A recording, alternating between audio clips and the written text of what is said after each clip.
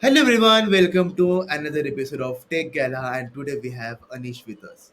So Google में जाना as such बहुत डिफिकल्ट होता है स्पेशली लड़कों के लिए तो और भी ज़्यादा डिफिकल्ट है बट रही बात अनिश की so being a fresher he joined Google as एसडी2 सो ये जर्नी हम ज़्यादा लोग कभी सुने नहीं है specially me he is the first guy I found on Twitter who did that and so I wanted to have him and thanks a lot Anish for giving a valuable time.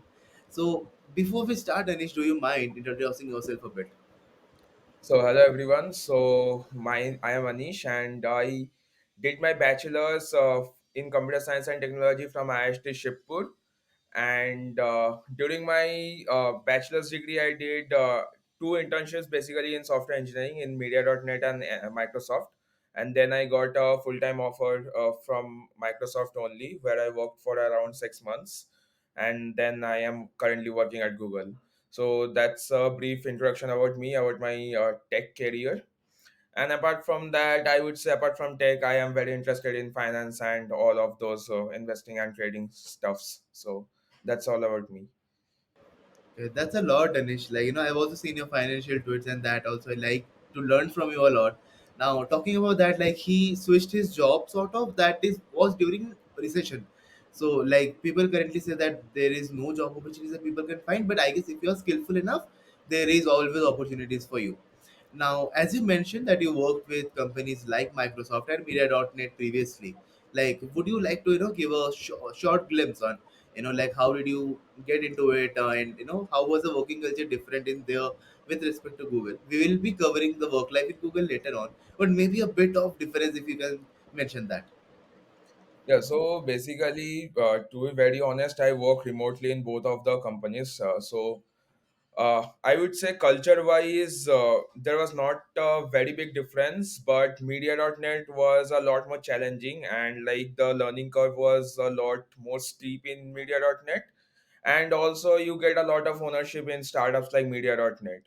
So, personally, I would say that I have learned a lot during the 6 month internship at Media.net than my full time at Microsoft. So, any day I would say that Media.net was a better experience than Microsoft in terms of growth and learnings. Okay. Now coming back to how I got the opportunity, so Microsoft was a on-campus opportunity. Like Microsoft visits IST every year. Now I think they don't visit regularly, but back in my time they used to visit the campuses regularly. Okay, so it was a on-campus. Like I got a summer internship at Microsoft, and then I got a return offer from the internship. And about the Media.net offer, like it was off campus, so what I did was that like I reached out to the recruiter via cold mail. So anyone who thinks cold mailing doesn't work, it actually works. Actually, I have got two offers via cold mail. One of them is from a fintech company and the other was from Media.net. So basically I cold mail the recruiter, and she replied back that we are also having a hiring challenge, so we can include you in that thing. So basically what happened was that Media.net was conducting a on-campus hiring challenge at that time. So I called mail at the similar time, so she included me in that hiring drive. So there was similarly like OAS interview rounds and all of those, and then I was offered both a full time offer and 6 month internship. So I did the 6 month internship, but for the full time offer, I told that I would prefer to go to Microsoft. Primarily, I did that due to like exposure and compensation, but uh, I did the 6 month internship at Media.net.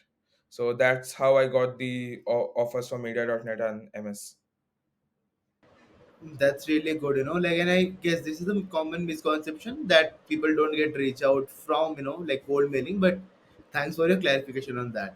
Now, since the podcast is majorly based on how did you reach Google, so how if we just talk about how did you reach to the interview rounds? Because I'm like not pretty sure if you gave a coding test or not. So like I'm sure like for SD2, I guess you must have HR reaching out to you or some way or the other. So maybe if you can enlighten us on that. So basically, like there's a bit of history behind like my offer at Google. So what happened was that like during my final year, like Google visited our campus, and I was also selected for the interviews, and I cleared the interviews as well. Okay. But since there was recession at that time, so they couldn't match any team for me. Like they couldn't have any open headcount. Means they couldn't find a team with a open headcount for my profile. So what happened was that, like, they put my profile in their database, and they told me that if we find any opening at a later stage, we will just reach out to you. So this was a bit of background which I had. So around, like, I would say September or October, I think a recruiter reached out to me that and told me that I got your profile from your database, and I saw that you were already hired around earlier this year during my on-campus season. And she was asking me that that was a new grad role, but we have another role which is of 1 year of experience. So are you interested in that? I told that yes, I am interested. And but she told that you have to interview again because it's a new role and it's other role than the new grad role. So I told yes, I am ready to interview. And like one thing is that, like, every role starts from SDE2 only in Google, but there are different sub levels within SDE2. Okay, so I would say there is a new grad SD2 level, and there is 1 year of experience SD2 level. So there are various sub levels, means in between SD2, but it generally starts from L3 or SD2 in Google only. So I think there is no SD1 in Google, and but there are various sub levels. Just as I told, there is a new grad level, there is a 1 year of experience level, and I think from 2 years of experience they generally take SD3 only. So my one was a 1 year of experience role, and I am not really sure why they considered me for 1 year of experience, because I still don't have 1 year of experience. Maybe they have taken up that media.net experience, 6 months of media.net of experience, to be a full time role, because I think that was a pretty good internship, and that was a full time internship. So I'm not really sure, but I'm estimating they have taken in the media.net experience as well for uh, completing that 1 year of time frame. So the recruiter told me that, as I told, that the recruiter reached out to me via mail and told that we have got your profile, and I think you were hired some time back, but we couldn't match a team for you. So I have this role which is of 1 year of experience.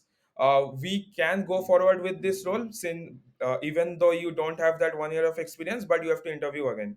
So I told yes, and then the interview rounds went through, and then there was a team matching round, and then I got the offer. So this was a bit of background that how I went to Google. So means, and I didn't give any coding rounds for this interview. But when I was giving my fresh grad interviews for on campus, so I had a OA and 3 rounds of DSA. And in this case, it didn't have a OA. It directly started from the interview rounds. Means the, I would say, phone screen. Yeah. Interesting, interesting. Because a lot of people, they just think like when recruiter tells you that we will be having your profile in the database, they think that it's a rejection. But thanks for clarification again that it's not rejection. But now coming towards a point, like when a lot of time it happens that when recruiter says that I will be notifying you when we have a position open for you, but you must have something in your resume, that help the recruiter convince that you are the right person for this particular role. Now, what do you think should a resume have? Because generally, if we see people who are having the background of say media.net or a CP background is there, but having a balance between the projects and the ratings and rankings. So how someone who wants to go to Google. Okay. So basically, coming back to your question that what should be there in the resume. So basically, before going to that, I want to say something like when Google says that we will have a resume in the database, they generally literally store your resumes and your profile in the database, and if they find good openings, they genuinely reach you out. So there has been like cases where some of my friends, like, they were also in the same boat that they cleared the new grad interviews, and they were stored, their profiles were stored in the database, and like 3 4 months later they were offered the new grad role only. Okay. So basically for Google, like they genuinely store the profiles in the database, and they store it like quite well so that they can use it in future. Okay, now coming back, what you should have in the resume is that, like, you should have your strongest points in your resume. Like, whatever is your strongest section should be at the top in the resume. Like, for me, it should be experience. Like, if your strongest point is your education, like if you have a very good CGPA and all of those, so you can have education in the resume, means in the top section. Apart from that, if you have a good experience, that you have done good internships, if you have done open source contributions, and if you feel that is your strongest section, it should be at the top of your resume. So resume is all about having the strongest points on paper. Okay, so keep your strongest points on paper, and feel free to like restructure the sections. It's not mandatory that you have to keep your education at top, or if you have to keep your experience at top. Okay, so I have seen many people who haven't graduated yet keep experience at top because they have good experience. Like, so feel free to restructure and have a unique style of things. But what do I mean by unique style? That don't have fancy fonts, don't have icons, and don't use too much colors. Have a simple black and white resume, have a simple single column resume so that ATS can pass it easily. And try to make it single column, as I told. Like, don't make two columns, it will be harder for ATS to parse. So the simpler you make your resume, the simpler it's for the ATS to parse your resume, and the higher the chances that it will go to the recruiter. Okay, so for companies like, I think, MS and Google, I don't think there is ATS screening, but majority many companies use ATS. So, and it's a game of probabilities. Everyone knows that. So the higher the means the simpler the resume, so the higher the probability is that you make through the ATS round. So don't use fancy fonts. Like, I have seen some LinkedIn posts that if you make uh, resume in the format of an Amazon website, you might get call from Amazon or something like that. So that is literally bullshit. There is nothing as such. Like, make simple single page, single column, black and white resume. If you want to highlight some word, just make it bold. I think that works because it's also makes it easier for the recruiter to read your resume. So I But think that should be enough for the resume shortlisting part. okay, and just adding to that, like ranks matter a lot.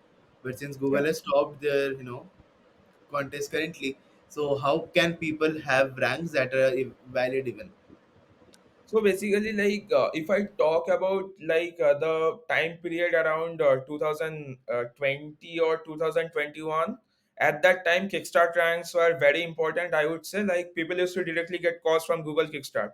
But after that, like, I think it's not very important. Like, people have very rarely got calls from Kickstart, like from, I would say, 2022 or 2023. And I think that's why they discontinued the Kickstart as well. I'm not very sure, I don't have information, but that's what I feel and I have observed. Apart from that, like, having a good active profile, active coding profiles literally helps, because when the recruiters calls you or connects with you before the phone screen, so they also ask you that if you are active on any coding profile or something like that. So I think having a good coding profile on LeetCode and Codeforces helps, because these two are the most popular ones. And if you have good coding profiles in LeetCode and Codeforces, I think that should be good. So I think it's not mandatory to have, means, to be candidate master or something. I think specialist, or I think expert is fine. And for lead code, I think above 2000 is fine, literally fine, for having a good profile. Interesting, interesting. Now, like talking about the part, when I said that you also mentioned how you worked with Media.net, and that's majorly a very city based, people who can get into. But even you were building your own startup. So how did you balance between DSA and development? Like, if you can, you know, have something like, where did you manage the time, or like when you started in college, was it majorly you started with CP and then you shifted towards development, or what was it like exactly? So basically, like, I didn't do development for the first 3 years of my college, to be very honest. So I started CP during COVID lockdown, and I did CP for most of the time. I didn't do development like for the first 3 years of my college. I only started development when there was need for it, like when I was interning at Microsoft. So that's when I first came to know about what are APIs and how why there are APIs and what should we do with APIs. So that was the first time I was doing development. Before that, I just did two or three projects, seeing YouTube videos and all of those. But I started doing real development from my Microsoft internship only. So before that, I only did DSA and CP and nothing else, to be very honest. And that's why I got a lot of time to do CP, and I got good at it. And after that, to be very honest, I didn't do much of a CP because I knew that the work of CP is almost over for me. So I started doing development during my Microsoft internship, and that at Media.net internship, I just learned a lot of development. I just learned about how to make good APIs, how to reduce latency while calling APIs, and all of those stuffs. And I also made a full-fledged project there, which actually went live and were used by plenty of users. So and then also there only I learned about unit testing and how to write unit tests and how to test your API and all of those stuffs. So and then at my full-time job I carried on with that knowledge, and I am also doing the same at Google. So that's how like my development journey took means went through. And I would say that I started development when there was a need for it. Before that, I only did CP. So I won't say that I did both of them together. Like during my college time, I only did DSA and CP, and now I would say that I am doing development for most of my time. I actually don't do CP now. I only do development for the tech part, and I would say I am exploring other fields as well. Like on as I told, I am exploring finance fields and all of those stuffs. Okay, so I would not be getting into the coding test and all because I did a podcast with Arnav Sen, and wherein he explained how to convert your internship to PPO. So, folks, if you Yeah, want to know more about the coding test, feel free to watch the particular video. I will be linking that in the descriptions. Now, moving ahead, and as you mentioned, like since you already had your name in the database, there were like a different set of rounds held for you. Now, if you want yeah. to demystify those rounds, and if you just can, summarize the previous round that you had on campus, what all knowledge you basically required to ace that, and after that, if you can, sort of clarify on the particular rounds for HD2 at Google direct hiring. Yeah, so basically, if I talk about my new grad interview, so first of all, there was a online coding round which consists of three questions. It was something like of a CP contest only, and then there were three DSA rounds, and then I think in new grad the it stops there. Like after the three DSA rounds, there is nothing else. Okay, but for the 1 year of experience role, like first of all, there is a phone screen which happens on Google Meet as well. Means it's phone screen, but it happens on Google Meet. Okay, so and it's a DSA round only. Okay, and after that you have your on-sites. So there are four on-site rounds. There are three DSA and one is on the cultural fit on why do you want to work at Google, like why do you want to leave your previous company, something like of those kind of questions. And then there are team matching rounds, like hiring managers come and talk to you, and if they think fit, and if you think that you are good enough for contributing in that team, so it has to be a green signal from both the sides. Like you have to like the team and the manager has to like you. So there are team matching calls. Like ideally, there are one or two team matching rounds, and then there is a negotiation with the recruiter regarding the compensation, and then you get the offer. But for the new grad, you don't have those team matching and the negotiation rounds because the compensation is fixed for new grads. You can't negotiate, and I think there is no team matching rounds in a new grad because new grad interviews are very general. Team matching generally is done by the recruiters themselves. Okay, so but for the when you are experienced, like you have a certain degree of control over what teams you can choose. Okay, so that's why team matching and that negotiation round comes in. Okay, And so like talking about the DSA rounds, it's pretty like normal or sim means as we all know, it's like lead code medium or lead code hard kind of a questions generally are asked in the DSA rounds. And I think there are a lot of resources about how to ace DS around, so I won't want to get into details about that. So that's all. Okay, fair enough. Now, when as you mentioned that, like if the team matching round, like the manager gives a green signal, but if you want to give a red signal, like will the interviews be conducted again for you, or they will wait where there is a vacancy in a team and it will be directly hiring manager round. So I think I'm not very sure because the team I got, like I gave a green signal, like because I liked the team actually. But the recruiter told me that to go and talk with the manager of the team and tell me how do you feel about the team. So I think if you don't feel good about the team, so the recruiter will try to set you up with another manager from another team, which has an open head count. Okay, so let's say there are two teams which likes your profile. So if you don't like one team, so the recruiter will try to set you up with the other team. Okay, so it goes out like it should be a matching, like it's a matching, like you should like the team, the manager should like your profile. Okay, so like in dating, like both of you has to like each other, so it's kind of a similar thing, like the manager has to like you have to like the work and the team you will be going into. So and one more condition is that the team should have an open head count, that the team Okay. is looking to hire someone. Okay, so you will be I think you will be given options, because the recruiter told me that go and talk with the team, if you like the team come back and tell me and I will move forward. So you will, I think you will be given options regarding team matching. Okay, that's pretty awesome. Now, moving ahead a bit, and what if you can, specify some of the resources? And I would say it would be great if you can mention just three, that helped you from college till this point, and three for, only for if you can play around, say, the CP and DSA thing, and maybe one for, your development journey and for the projects that helped you as well. So for CP, I would say cpalgorithms.com. Yeah. Personally, I feel that if you complete the resources which are given at cpalgorithms.com, you can even become red on Code Forces. Okay, because I haven't found a single algorithm which is means which is not present on cpalgorithms.com and which we use in DSA and CP. So I have done all of my DSA and CP from that cpalgorithms.com, and it's much more better than GFG and other sites because it's very well written and it's written in simple words.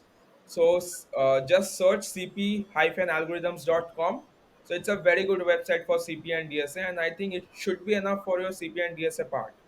Now coming back to development, personally I haven't used any resources for development, and I feel that if you want to get good at development, you simply have to build projects and you have to do hands-on. Okay, so uh, even during my internship when I was learning about APIs and all, so my mentor also told me the same thing, that see you will not learn from reading any documentation and all you have to do is open a empty Google tab and open your code editor. Anything you feel you don't know, just search on Google and try to build the project. That's how you will learn a lot. Like doing hands-on in development actually helps, and I don't think that any resource or any documentation will help you that much. Documentation will help you only when you are stuck, like you are trying to build something and you don't know how to get or build that, then documentation on that topic will help you. Otherwise, let's say if you are reading a documentation in your leisure time, so like there is a high probability that you will forget what's written there because you haven't implemented that. Okay, so I think for development doing hands on is very important.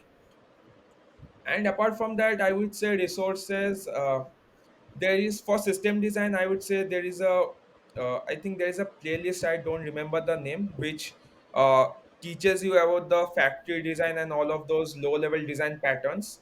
I think there are 9 patterns which Yeah. I remember, but you can search on YouTube as well, like there are 9 patterns and there is a GFG article as well, like for those LLD 9 patterns. So I think that should be enough for LLD or getting started in system design, like how to write clean modular code, because once you go into the industry you have to follow a set of rules while writing and raising PRs. because if you don't follow that rules, your PR will come back with comments and all of those, and you have to resolve them. So it's a wastage of time if you don't follow the rules and write and code and raise a PR. So you have to follow certain rules, you have to follow certain naming conventions and standards. So for that, I think learning those LLD patterns literally helps, like how to write reusable code, how to write clean and modular code. I think that should be enough for for getting you to a good standard on DSS, EP, and development. Okay, and since like you mentioned two of the resources, now we have one space left. And what if you mention about CS fundamentals, like one specific resource for that? Yeah, I think for CS fundamentals, like your college course should be good enough. Like uh, I think many people don't means underrate college courses. I think what they teach you in college uh, n- means you don't have to learn 100% of what they are teaching you in college.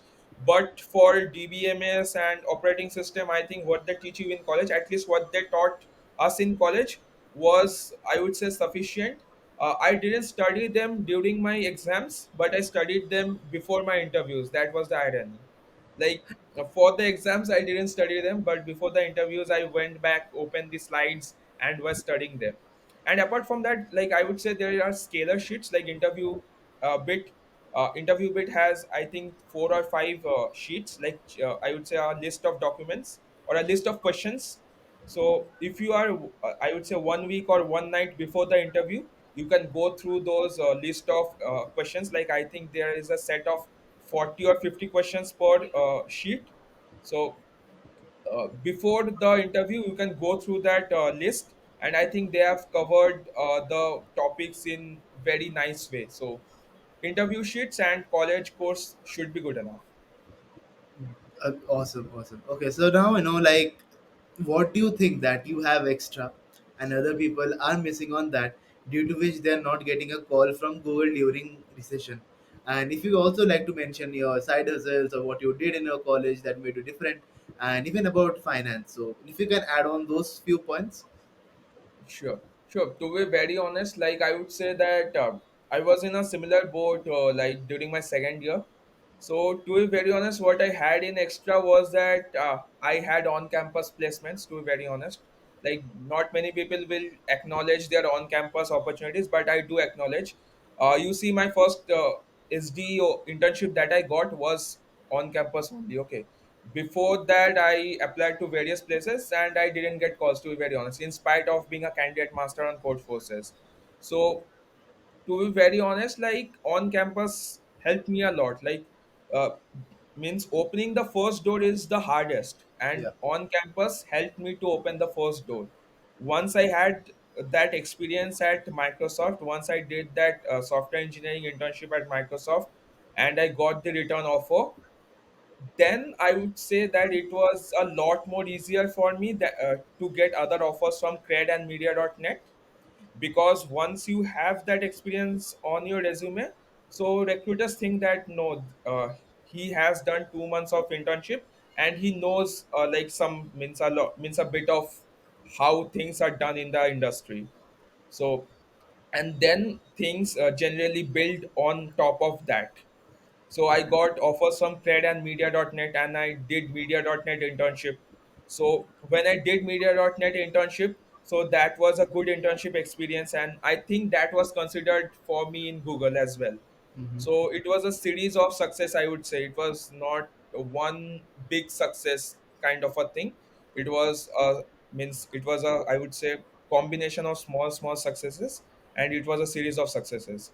So the first small success which came was that, like, from Microsoft only, like, and it was on campus.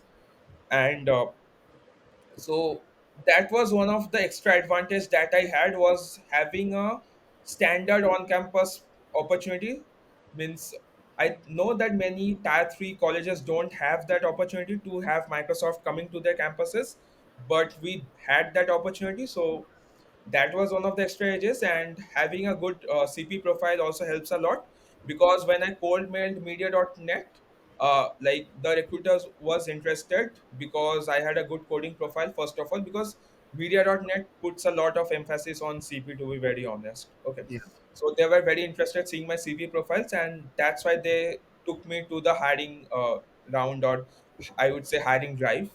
So having a good CP profile helped me a lot, and getting that first internship through on campus, I would say was my biggest advantage from the others. I would say, like, from the rest of the people, because so anyone who is in like class 11 or 12, I would say that work hard, try to get into a good college, like it will give you a head start and you can build on top of that. It doesn't mean that if you are not from a good college you can't do well, but if you are from a good college, like it helps you to, means it makes things easier. That's what I am trying to tell. Okay. So apart from that, talking about finance and all, so basically, like, I explored a lot about lot of fields other than tech as well.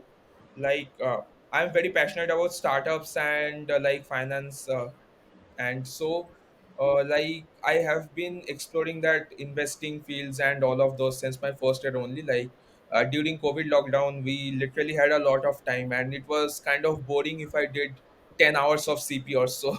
So like I, after doing CP, DSA and all of those other stuffs, like I used to read books on finance and like investing and all of those, like how you should value a company, like all of those valuation metrics, like P ratio, like promoters, stakeholders, and all of those metrics and all. Like I used to read about them, and I also used to read about FNO trading and, means, all of those stuffs. And so I was very interested from my second year as well. So, and it also helps you to build your financial, like I would say, your wealth, financial wealth. And it also helps you to achieve your financial stability as well. Like if you have knowledge about all of those, you will know how to manage your money. Because after all, like earning money and managing money are very two different skills.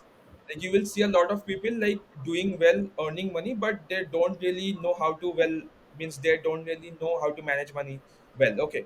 So I feel that, okay, like tech skills will help me to earn money, but I should have those finance skills to make, means, manage and grow my wealth. Okay, so if you see very, means, very successful people always tell you to have two skills. One skill will be to make money. Like you should have one skill which will have a cash flow, like which will help you to make money, and you should have one skill which will grow that money. Yeah. So your financial knowledge will help you to grow that money. Hmm. Okay, and talking about my startup, so basically, like I have a lot of school seniors, I would say school seniors, or like seniors from my neighborhood, or whom I have met from my neighborhood. Okay, and school friends as well. So like they have a lot of non-tech startups. Like one of the startups is Simple, which does hyper local medicine delivery. So currently they are valued, I would say, around 6 CR, and they have done around 1 CR revenue this year. So I am a investor there, and I also help them in the tech side, like give them advices on the tech side, that how should they build, or means how should they build their apps, and like how should they go about the tech side as well. So, and they also have other things like e-commerce and all of those stuffs. I don't want to get into very details of that, but generally, like I generally work, means, help them from the tech side, and I also invest in their startups. So because I feel that they are doing a pretty good job in their startups, and hopefully that we can raise a VC round this year or next year. I have confidence in them, and so that would be what I do in my side hustles. And if you talk about what I do in my side hustle, so basically I do a bit of FNO trading in the morning if I get time before office, and most of the days I don't do FNO because I have meetings nowadays and all of those. But if I get time, I do FNO. But one thing I would suggest everyone, that if you are settled in a job, like if you are doing a full time job or settled in a job, try to get financial knowledge, and try to, means, have some knowledge that how you should value a stock and all of those basic stuffs. Like I am not telling everyone to get into trading and all, but you should know how to invest your money. That's all. And if possible, like you should also try to invest in private equity as well. Like not just public equity, just try to put in some money in private equity as well, because private equity is also a unique kind of assets. Like if you invest in good private equity, so that one thing I would really like to suggest to all the people who are doing a full-time job. Okay, okay. Quite a lot of things you're doing, investing at this age. Just graduating from college is a lot of things you're doing, Anish. Proud of you. And now, like, last but one question. So, how is work life and Google? And in this, if you can mention the team you're working in, because the last time I had podcast with Arnab, he's working in the AdSense team. So, which team you're working, and generally, if you can mention the tech stacks that you are using in Google, and what is the generally, the like workflow you follow, like do you guys follow agile or what is it, and how does it feel to be working in Google with one of the smartest engineers in the country? So basically, my team is in Google Geo or Maps. Okay, so uh, my team is basically moderates the content you get on Maps. Like let's say there are reviews or let's say ratings on Maps. So my team is generally responsible for having that information correct and it's genuine. I won't get into more details because it's confidential beyond that level. So and apart from that, if I talk about the work life balance, it's pretty good, I would say. uh, Generally I would say around 6 to 7 hours of work is enough for getting the job done. And the office perks are also very good, the vibes in the office are very good. So I generally go to office every day because I feel that's more productive. And the tech stack is not means most of the things are internal. I would But say you they must have be the using notion of. NLP, right? Majorly, because you are working on reviews and also it must be around NLP and you're working on that Yeah, algorithm. so it revolves around ML models and all, but currently I don't work in the ML models. I work in ML lifecycle. Okay. So basically, most of the tech stack or the internal tools you use are internal. And if I talk about them, most people won't understand. Like we don't use Git also. Like we have Yeah. our internal version of Git as well. Hmm. So most of the people won't understand the terms.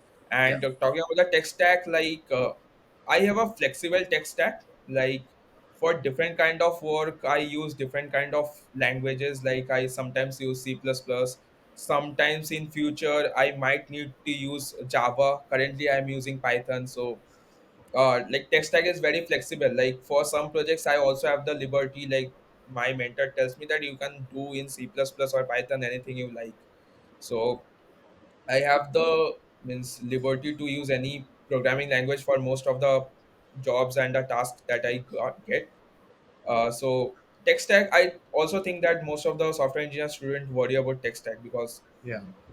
just worry about the concepts and the knowledge that you are learning. I think tech stack is just a medium for you to express that learnings and the concepts. So tech stack is very flexible and the work-life balance is also very good. Like we do have a lot of office facilities, and I think 6 to 7 hours of work is enough for at this stage for me. Okay. So you also have flexible working hours as of now, right? Yeah, Like. we have flexible working hours. Like we generally don't have any time you need to enter into the office or you need to log out at a particular time. It's it's totally flexible. Like I generally go to office at around 12 in the after means in the noon, and I come back at around 8 or 8:30 in the night. So and I have seen people like who go around 9 in the morning and they come back at around 5 to 6 in the evening. So uh, it's very flexible, so there is nothing kind of a fixed timings. So yeah. Mhm. Okay. So currently you're majorly working on building POCs, right? uh Kind of. not Okay. generally, like Okay. means it's mixed kind of a thing, like Okay. it's not really fixed. Okay. So thanks a lot, Anish, for your time. Thanks a lot for coming on this weekend. And like it was great learning from you. I never had someone before who was directly, promoted sort of to HD to from being a fresher. So thanks a lot for sharing the insights as well. Got to learn a lot from you. So in case you want to share some final tips with people who are watching you, if you just can anything that anything motivational that you want to say to them or anything if you want. So the final tip I would say that first of all identify your edge. Like you have to understand that life is not always fair. Yeah. So you have to create your own unfair advantage. To be very honest, you have to find your own leverage and you have to find your own edge. Okay, and then build upon that leverage and or use that leverage to get your first opportunity, and then you can build on that. So don't like if you have a very big goal, I would say don't try to achieve it in like in one step. Try to break down goals into smaller steps and just think about that how you can achieve that first sub goal or first checkpoint. Okay, so that will help you to achieve your next checkpoint, and ultimately you will get through your final destination. Okay, so that will be my final tip, that try to find your own unfair advantage and try to create your own I would say unique strength which will help you to reach your final destination, and always break your goals into sub goals and try to achieve your sub goals, and then ultimately you will achieve the final target or the destination. Because when you break your goals into smaller sub goals, it's much easier to achieve those sub goals than to achieve the full target or the full thing you are aiming for. So always break things down and go step by step, I would say.